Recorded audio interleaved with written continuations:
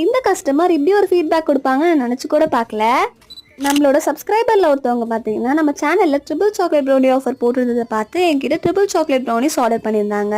இந்த கஸ்டமர் நம்மக்கிட்ட first order பண்ணும் போதே நான் உங்கள் வீடியோஸ் எல்லாமே பார்ப்பேன், பார்க்கறதுக்கே ரொம்ப டெம்டிங்காக இருக்கும்.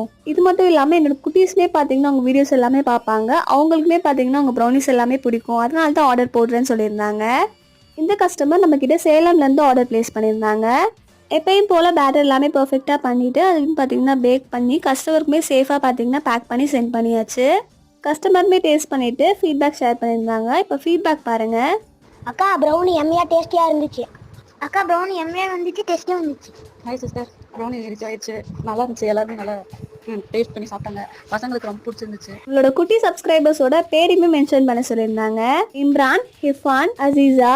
நீங்களும் இந்த மாதிரி ப்ரௌனிஸ், முட்டை மிட்டாய், கேக்ஸ் எல்லாமே ஆர்டர் பண்ணணும்னு நினச்சிங்கன்னா ஸ்க்ரீனில் தெரிய நம்பருக்கு வாட்ஸ்அப் பண்ணி உங்கள் ஆர்டர் ப்ளேஸ் பண்ணிக்கோங்க.